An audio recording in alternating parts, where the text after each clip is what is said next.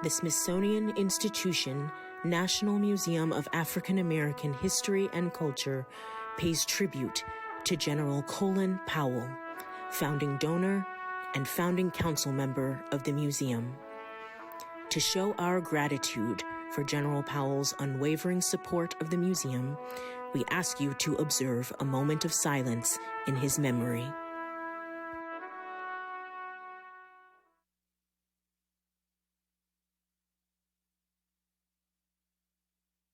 Welcome to the National Museum of African American History and Culture's Fashion Symposium.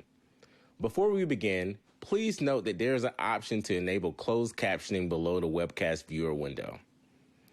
Please join the conversation by using the chat window.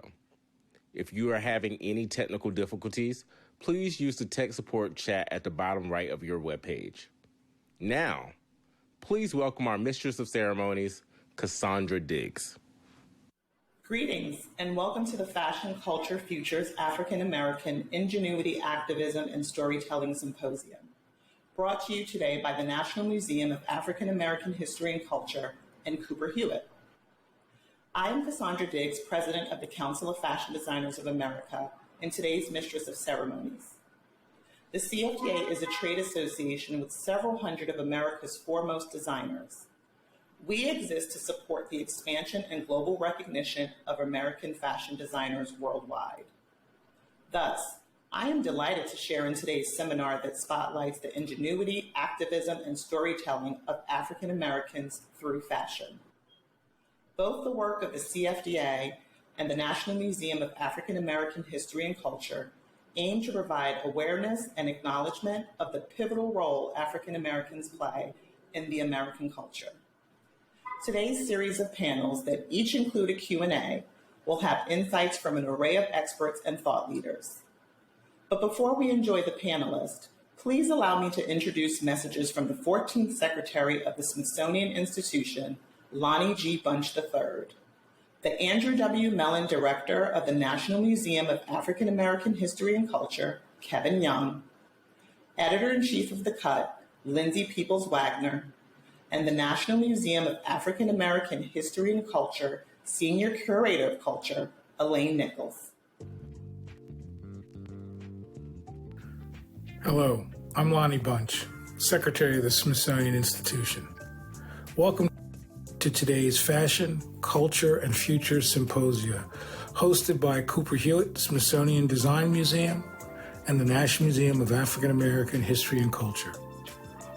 We're thrilled you're joining us today to explore new perspectives on how African American ingenuity, activism, and storytelling manifests through fashion. The history of fashion and the history of race are closely intertwined. I think of that George C. Wolfe quotation, "God created black people and black people created style." Black style, black culture, black design, black creativity, all these have changed the trajectory of our country's relationship to fashion. Yet, despite the enormous influence of communities of color, we still see a pervasive lack of representation across race, gender, and body type in the fashion industry. Negative stereotypes persist in media, advertising, and design. And the fashion industry itself includes a troubling lack of diversity, especially in its positions of power. Fashion designers, publicists, stylists, and editors-in-chief. These issues are not unique to fashion, but fashion is an essential area to explore these issues because it shapes our daily lives in ways that often remain unexamined. Fashion is so much more than the clothes we wear. It shapes the way we view, understand, and respond to each other. It reveals our sense of self, our values, our relationships to communities. At the Smithsonian, we know that we cannot shy away from difficult or controversial topics. Though the issues that today's symposium bring to light are challenging, we must confront them if we want to understand race in America. And in so many ways, the National Museum of African American History and Culture and Cooper Hewitt are ideal places for these conversations. These museums can provide context, can illuminate the nuances of history, and can bring together people of different experiences and backgrounds. These exchanges are not always comfortable, nor should they be, but they are urgent and productive. In this way, the Fashion Cultures Futures Symposia is a vital part of our Smithsonian-wide commitment to be the institution that Americans need and deserves. An institution that encourages intellectual curiosity, an institution that embraces complexity and difference, an institution that invites all voices in to join the conversation, an institution that equips audience with the tools they need to make their country better. Thank you, and please enjoy today's program. Thank you, Secretary Bunch. Welcome. I am Kevin Young, the Andrew W. Mellon Director of the National Museum of African American History and Culture. Thank you for joining today's symposium on Fashion, Culture, Futures, African American Ingenuity, Activism, and Storytelling. This is a pivotal moment in history as America and the world continue to wrestle with a legacy of inequality and racial division, and the fashion industry is no different. Today's event is an extension of our new Smithsonian-wide initiative, Our Shared Future, Reckoning with Our Racial Past, which explores the legacy of race and racism in the United States and abroad. Through programs like this, we seek to spark positive social change and build a more equitable shared future through scholarship, partnerships, and engagement. Fashion provides a unique and relevant opportunity for conversation. As an art form, it touches almost everyone, from designers whose work is inspired by current events to conversations around labor rights, the power of brands, and how they are being called into dialogues about equity. The fashion industry has also limited and in many cases excluded Black and Brown voices. From representation at the highest levels of leadership to inclusion in prominent publications and shows, the industry has prevented Black creatives and designers from having a seat at the table. Yet designers have long used fashion to express ideas about current events, social justice, and civil rights, and to express ideas about representation and identity. Fashion is a powerful way to talk about these issues. This symposium will look at the role and influence of African Americans in fashion in the past, present, and future. Our panelists consist of an interdisciplinary community of scholars and activists, stylists, designers, authors and entrepreneurs, and thought leaders who are redefining the world of fashion. At the National Museum of African American History and Culture, we remain committed to having meaningful conversations about race and strengthening our connections to each other. Thank you for joining today in that conversation. Hi, everyone. My name is Lindsay Peeples Wagner. I am incredibly honored to give some short remarks today, and I just wanted to say that I am super excited for this 2021 Fashion, Culture, and Futures African American Ingenuity, Activism, and Storytelling Symposium. I'm so sad that I can't be with you all in real life, but I really wanted to just say that I am super honored and so excited for everyone to be part of this, as it's such an important part, an integral moment for people of color, and specifically Black people, to understand our culture, where we've come from, and our progress and where we're going. The National Museum of African American History and Culture has made an incredible home for Black history. It's been a huge part of my life and a place that I admire and really go to for any information that I need, but also just any creativity and ideas and understanding of where we've come and where we're going. And moments like this, I think, really make Black people feel seen and heard and learn so much about ourselves and self-awareness and goals for the future.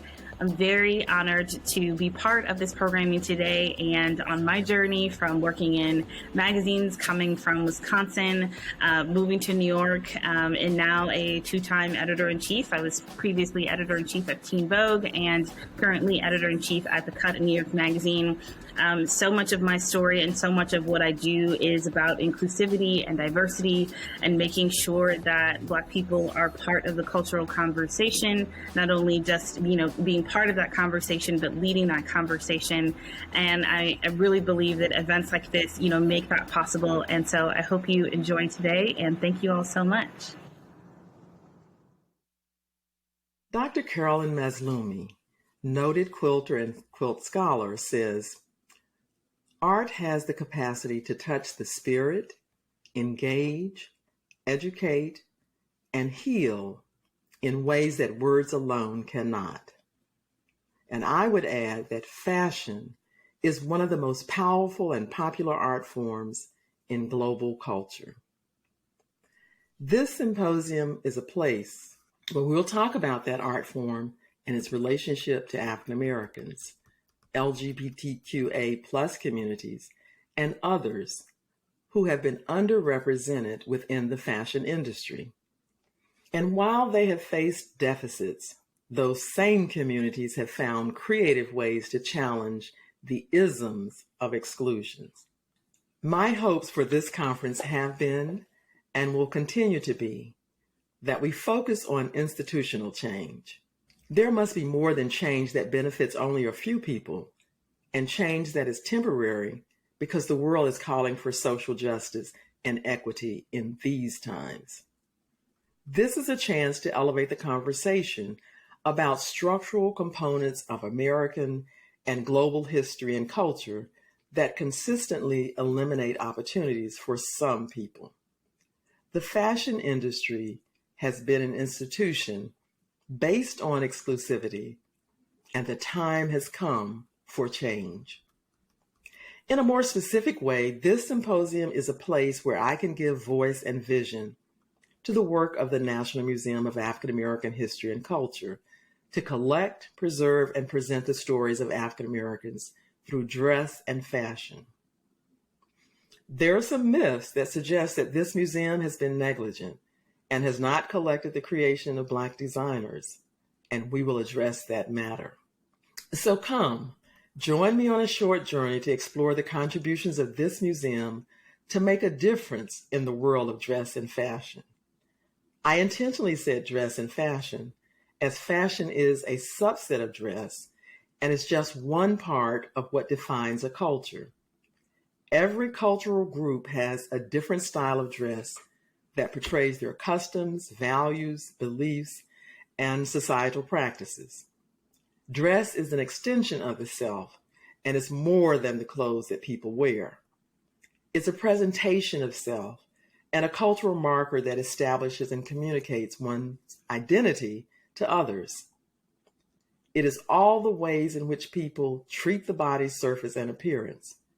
It includes other accessories, attachments, and alterations to the body, such as applied cosmetics and chemicals, body piercing, plastic surgery, wigs, shoes, heat, and light that changes the body in some form. The applications of scents and control of body odors are all forms of dress. The way in which the body is consciously modified or altered is an act of individual and community expressions. One of the museum's most significant objects is this wrap dress that was made by Rosa Parks. Parks was arrested on December 1st, 1955 in Montgomery, Alabama. This was a period of segregation in America, and she refused to give up her seat to a white man and moved to the back of the bus. That act of courage was a contributing factor that led to the modern civil rights movement. Parks was working on this dress at the time that she was arrested. There are objects related to Afrofuturism, as well as clothes made and worn by enslaved people. And there is jewelry created by Art Smith and his mentor, Winifred Mason. In 1946, Smith opened his own shop in Greenwich Village. He is one of the major modernist jewelers of the 20th century. Fashion is a form of dress. It is trendy and constantly changing. It tends to be more dynamic than practical and leans towards the dramatic and unusual rather than the understated and everyday. Fashion is temporary and usually created by a designer or by a manufacturer. It plays a role in most people's lives as it expresses their personality and style, and it helps them fit in or stand out. Fashion speaks to what is popular in clothes, accessories, furniture, and more. It is about change and innovation and different modes of adornment during a particular time. While it focuses on prevailing trends of the present, it projects a vision for the future and what is to come. We have incorporated dress and fashion throughout the museum, in our exhibitions, and on our website. Our museum has been collecting and talking about dress and fashion since 2007, when we acquired the Black Fashion Museum collection, which was founded by Lois Alexander Lane in New York City in 1979. It contains over 2,000 fashion and dress-related objects that we're currently processing. I'll say more about Lois Alexander Lane in just a moment. The National Museum of African American History and Culture has a number of important African American designers in our collections, from Arthur McGee, Zelda Wynn, Stephen Burrows, Patrick Kelly, and Willie Smith, just to name a few.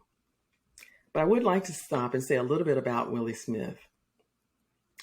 Willie Smith's impact on the business of fashion was groundbreaking and really created a major shift in the industry. In 1983, his Street Couture collection presented stylishly tailored, gender-neutral silhouettes of loose, comfortable clothes that were designed for the masses. His clothes were accessible and inspired by the dress of everyday people that he saw on urban streets in America. The fashions of Willie wear were, as Smith described them, affordable luxury. Willie Smith helped to open doors for other designers who did not fit the mold of an American fashion designer. In addition to these and other Black designers, we have 4 major fashion collections related to African American women who transformed the fashion industry in America and abroad. They are Eunice Johnson, Ophelia Devore, Lois Alexander Lane, and Anne Lowe. Through the Ebony Fashion Fair, Eunice Johnson created spaces for Black designers and models to exhibit their talents. By making others aware of these individuals, she subsequently contributed to greater economic opportunities for them. Johnson also made couture fashion available to a broader range of African American consumers. She also redefined the traditional standards of beauty to include women who were dark-skinned or full-figured. While Johnson always supported African American designers, many of the fashion fair designs were from designers who were identified by the fashion industry as the best in the world, and they were mostly white European males.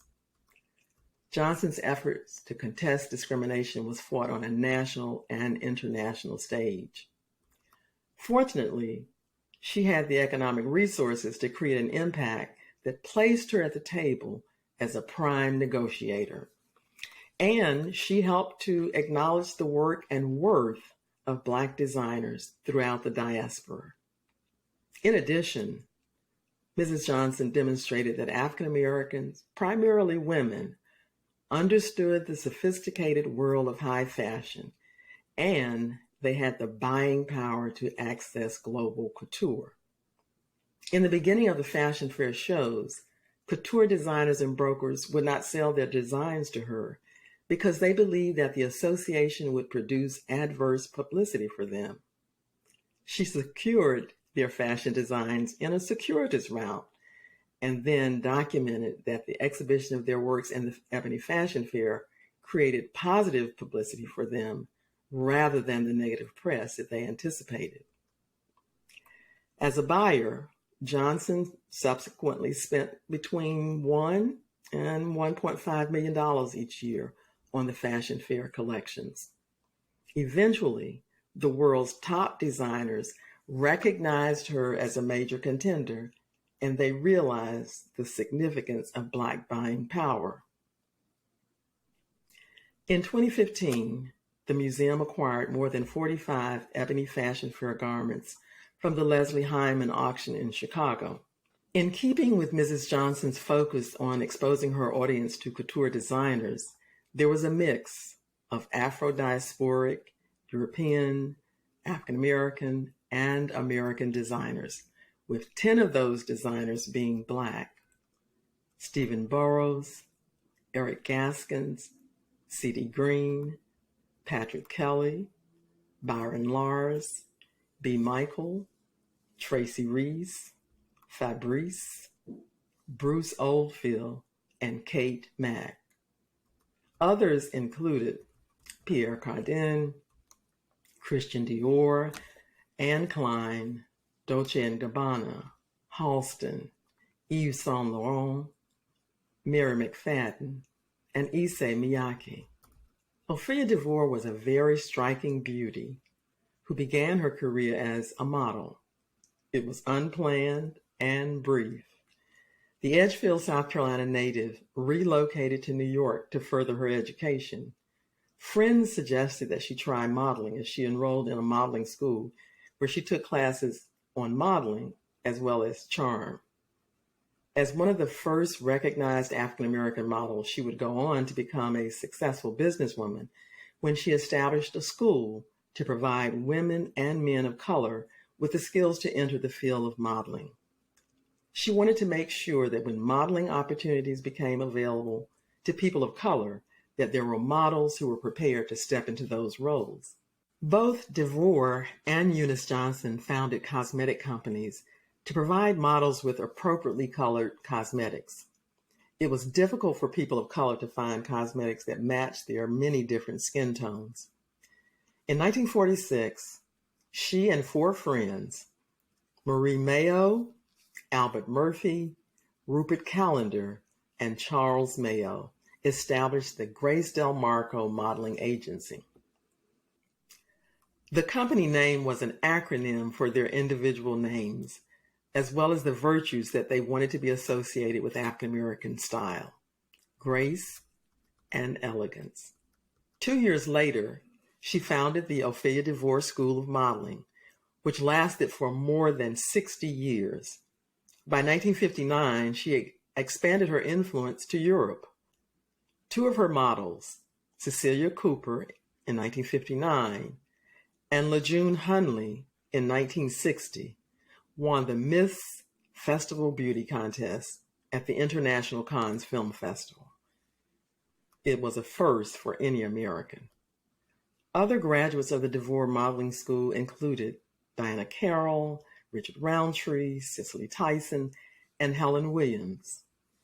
During the 1950s and 1960s, Williams was the most successful Black American model, appearing in ads for a number of major companies. Ophelia Devore helped to change the global beauty standards that excluded people of color, and she helped to create new opportunities for African American models in the fashion industry. Lois Alexander Lane was determined to teach others about the presence of African Americans in the world of fashion, not in minor roles, but as influences from the 19th century forward. In addition, she wanted to train and create opportunities for young African Americans to enter the fashion business. She created the Black Fashion Museum, which was an extension of the Harlem Institute of Fashion. The museum was her way of proving that African American contributions were not an anomaly, but a consistent reality.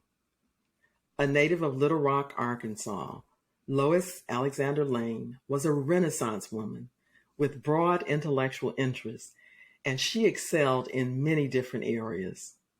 The Hampton University graduate worked for Housing and Urban Development, or its predecessor, from 1942 to 1978 when she retired.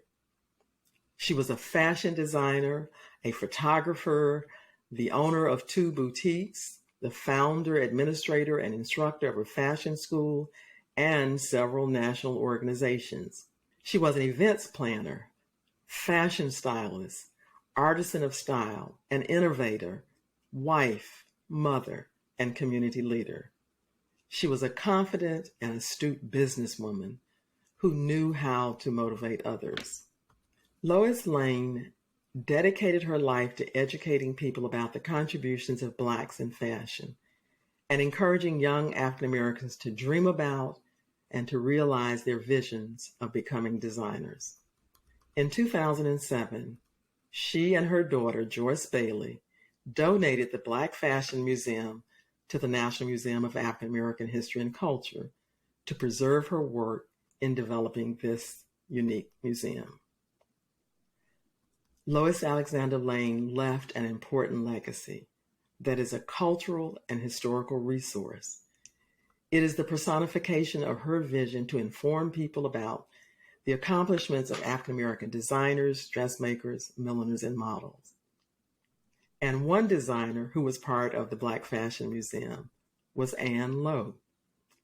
The National Museum of African American History and Culture has a significant collection of Anne Lowe gowns and dresses, and a major portion of that came from the Black Fashion Museum. Our museum has continued building on that collection by acquiring other Anne Lowe dresses and gowns. Anne Lowe was one of the first African American fashion designers of note. She is perhaps best remembered for designing the wedding gown and bridal party dresses for Jacqueline Bouvier when she married the then Senator John F. Kennedy in 1953. Lowe did not receive formal credit for the work. When asked about the designer, Mrs. Kennedy acknowledged that it was made by a Negro. A native of Clayton, Alabama, Anne Lowe learned to sew from her mother and her grandmother. Both women were highly skilled dressmakers. Lowe had a great love for sewing and began sewing at an early age. As a very young woman, she moved from Alabama to Florida, where she started her first shop, Annie Cone. In 1928, she moved to New York, where she initially struggled to establish herself as an independent couture designer. She worked on commission at some of America's best luxury department stores and design houses, including Neiman Marcus, Saks Fifth Avenue, Henri Bendel, and Chez Sonia.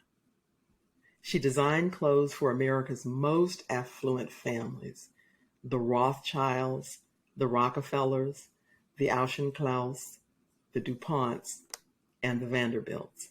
In 1946, Olivia de Havilland wore a gown designed by Anne Lowe to the Academy Awards. At the time, it was customary for the fashion house or shop, and in this case, Sonia Rosenberg, to be given credit and not the designer. But Anne Lowe's work spoke for itself, and her reputation continued to grow as a couturier who created one-of-a-kind original designs. This symposium is a place where the museum can tell its own fashion and dress stories. And we're telling those stories in our exhibits, on our website, through our ongoing collecting of objects related to fashion and dress. We're telling dress and fashion stories through public programs, like the one in 2017 that featured a conversation between the Washington Post fashion critic Robin Gavon and designers Tracy Reese and B. Michaels. Today's symposium, Fashion, Culture, Futures, African American Ingenuity, Activism, and Storytelling, is a continuation and a compilation of the many dress and fashion stories that make up this museum.